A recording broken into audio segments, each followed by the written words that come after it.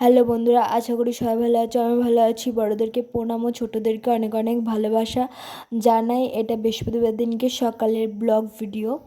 তা দেখো, আমি ঘুম থেকে উঠে আমার বরের সাথে আগে ঝগড়া করে নিচ্ছিলাম। আমি ঘুম থেকে উঠে চা মা খেয়ে গিয়ে বিছানা তুলতে চলে এসেছিলাম আর ওর সাথে ঝগড়া করছিলাম। আমি হলো এক নম্বরের ঝগড়োটে। আমার বাড়ির তো যখন যাবো আমি বাপের বাড়ি, তখন আমি শোনাবো ওখানে আমার জেঠিমা, আমার মেয়ে জেঠিমার সাথে আমার প্রায় দিন ঝগড়া বাধ্য। আর তোমাদের সাথে শোনাবো ওখানে। তা দেখো, আমাদের পাড়ার লোকই বলেছে আমি আমার মার সাথে ঝগড়া করি, হ্যান করি, ত্যান করি। আরে বাবা, আমার মার সাথে ঝগড়া করি, আমি আমার মার সাথে ঝগড়া করি যেরকম আমার মাকে আমি সেরকম ভালোবাসি।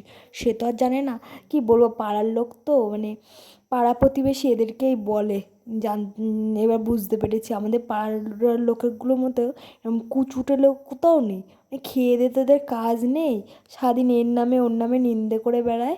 আর হলো, আর সে যদি আমার ভিডিওটা দেখে আমি সব থেকে বেশি খুশি হব যে আমার নামে যেরকম নিন্দে করে বেড়াচ্ছে, তার হলো তার আমার সংসার যদি কেউ ভাঙতে আসে, তার সংসার লোকে এসে ভাঙে যেন। আমি তো সেটাই বলবো। এবার আমাকে সে কে খারাপ বললো আর কে ভালো বললো আমার দেখে দরকার নেই। তা দেখো, এদিকে কম্বল ভাঁজ করাও হয়ে গেছিলো, বাদ দাও। তারপর কম্বল ভাঁজে, তারপরে চাদরটাও ভাঁজ করে নিচ্ছিলাম। আমি আমার শাশুড়ির সাথে মিলেমিশে খেতে পারি নাকি, সে আবার দাঁড়াতে এসছে। ভালো যে আমি খেতে পারি না। আর কিছু শুনতে চাস? আর কিছু যদি শুনতে চাস আমি বলে দেবো ওখানে, আমাকে কমেন্ট করিস তুই, ভালো করে বলে দেবো ওখানে। তা দেখো, এখানে বাদ দাও, পেঁয়াজ রসুন ছাড়িয়ে নিচ্ছিলাম। তারপরে মোচার চপ বানাবে বলে তারপরে ভাতটা ফ্যানটা গেলে নিচ্ছিলাম। এখানে মোচার চপ হবে। ওখানে আদা বাটা, রসুন বাটা, লঙ্কা বাটা, পেঁয়াজ কুচি সবই দিয়েছিলাম। তা পেঁয়াজটা দেখেছিল, ছাড়াচ্ছিলাম। তারপরে এদিকে তাই দেখাচ্ছিলাম। তার মা আবার এখানে ভাজছিল, যে মাখছিল এটাকে। তা দেখো, এটাও গরমও হয়ে গেছে তেলটা প্রায়। আর জানি আমার ভিডিও অনেকে দেখবে, অনেকেরই রাগ হবে।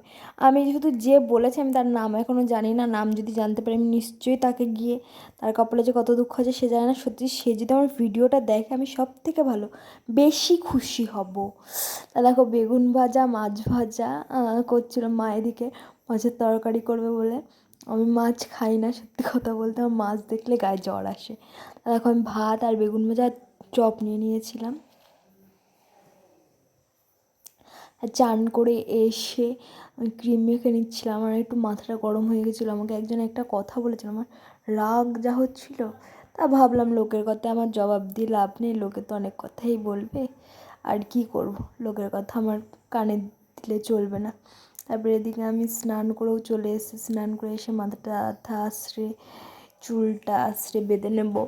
তারপরে ভাবছিলাম কি করবো, আর একটু রেগেও ছিলাম। মানে মানুষের কথা গায়ে যত না মাখবো ততই ভালো থাকবো, এটাই হলো ভাবি। আর আমি তো খারাপ, আমি তো ভালো না। আমি যদি ভালো হতাম তাহলে তো সবই হতো ভালোই। আমিই হলো মেন, আমিই খারাপ। যত খারাপ হব ততই ভালো লোকের কাছে। ভালো হওয়া বেশি ভালো না। তা দেখো, আমি তো আজকে একটু ফাও বেশি বকে নিলাম। তারপরে দেখো, আমি সিঁদুরটাও পরে নিচ্ছিলাম তাড়াতাড়ি করে। এবার ওইখানে আবার যাবো, একটু নিচে যাব। তাই আমার ভিডিওটা যদি ভালো লাগে লাইক, কমেন্ট, শেয়ার ও সাবস্ক্রাইব করে দিও। ফেসবুক থেকে যারা দেখছো পেজটা প্লিজ ফলো করে দিও। আর ইউটিউব থেকে যারা দেখছো চ্যানেলটা সাবস্ক্রাইব করে দিও। তবে দেখো, আমি আচার এসেছিলাম, তাই বলছিলাম আচার এসেছিলো, আচার রেখেছিলাম। তা আমি একটু খেয়েছি আর তোমাদের দাদাভাইয়ের জন্য বেশিরভাগটা রেখেছিলাম। তারপরে আর কোনো ভিডিও করা না, তারপরে একটু আটা মাখছিলাম। তাই আমার চ্যানেলটা যদি ভালো লাগে লাইক, কমেন্ট, শেয়ার, সাবস্ক্রাইব করে